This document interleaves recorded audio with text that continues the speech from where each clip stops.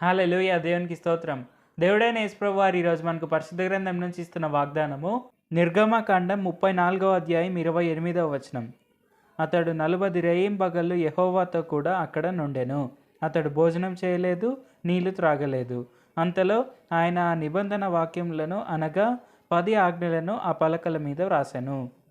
So ఈరోజు వాగ్దానం కనుక చూసుకుంటే ఇక్కడ మనకి ఇది చాలా తెలిసిన విషయమే. ఏంటంటే మోషే సీనాయి పర్వతం మీదకి వెళ్ళారు. అక్కడికి వెళ్ళిన తర్వాత ఏం జరిగింది? 40 రాత్రి పగళ్ళు ఆయన ఏమీ తినలేదు, ఏమీ త్రాగలేదు, యెహోవాతోనే సమయం గడిపారు. యెహోవాతోనే సమయం గడుపుతుండగా 40వ రోజు ఏం జరిగింది? యెహోవా వారు ఆ పలకల మీద 10 ఆజ్ఞలను రాశారు. ఆ 10 ఆజ్ఞలను రాసిన తర్వాత ఆ 10 ఆజ్ఞలతో మోషే ఆ పర్వతం మీద నుంచి ఎలా వచ్చాడు, పర్వతం మీదికి ఎలా వెళ్ళాడు, పర్వతం మీద నుంచి ఎలా వచ్చాడు అనేది మనం గమనిస్తే, పర్వతం మీదికి వెళ్ళినప్పుడు ఆయన ఏం చేయాలి, ఇజ్రాయేలీలందరినీ ఎలా తీసుకెళ్ళాలి అనే ఒక సందిగ్ధంలో ఒక డౌట్ ఆఫ్ మైండ్తో వెళ్ళారు. అక్కడి నుంచి బయటికి వచ్చిన తర్వాత ఏం జరిగింది?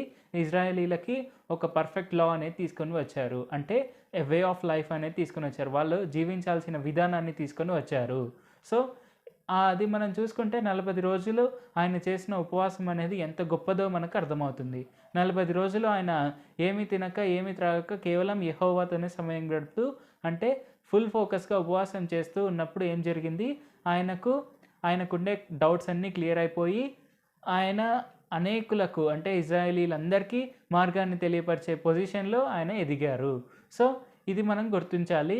ఏంటంటే మనము 40 రోజులు ఉపవాసం ఉండి ప్రార్థించినప్పుడు మనము అట్‌మోస్ట్ ఫోకస్ దేవునితోనే గడుపుతూ, అంటే మనం ఫుల్ ఫోకస్డ్‌గా దేవునితోనే సమయం గడుపుతూ మనం ఉపవాస ప్రార్థన చేశాము అంటే ఏమవుతుంది అంటే, మనము మన వే ఆఫ్ లైఫ్ అనేది మనం తెలుసుకోవచ్చు. మనం ఎలా జీవించాలి అనేది మనం తెలుసుకొనవచ్చు. మనం జీవించాల్సిన విధానం మనకు తెలిసినప్పుడు మనం అదే విధంగా జీవిస్తాము. అదే విధంగా మనం జీవించినప్పుడు మనకు అన్నీ బ్లెస్సింగ్సే ఉంటాయి. మన జీవితంలో ఇంకా శాపాలు అనేవే ఉండవు. సో ఇది మనం గుర్తుపెట్టుకొని ముందుకు సాగుదాం. తప్పక ఈ వాక్యం వీక్షిస్తున్న ప్రతి ఒక్కరూ ఉపవాసం ఉండి ప్రార్థిస్తారు అని నేను భావిస్తున్నాను. ఉపవాసం ఉన్నప్పుడు ఫుల్ ఫోకస్డ్‌గా దేవునితోనే సమయం గడపండి. ప్రార్థించుకుందాం.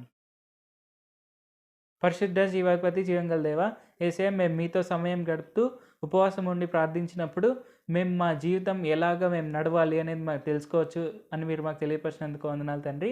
యేసయ్య ద వే ఆఫ్ లైఫ్ అనేది మేము తెలుసుకొనవచ్చు ఉపవాసం ఉన్నప్పుడు అని మీరు మాకు తెలియపరిచినందుకు వందనాలు తండ్రి. మేము అది గుర్తించి మేము అలాగ మీతో సమయం గడుపువారి వలె ఉండేందుకు సాయం చేయండి. ఉపవాసం ఉండి ప్రార్థించేందుకు సాయం చేయండి.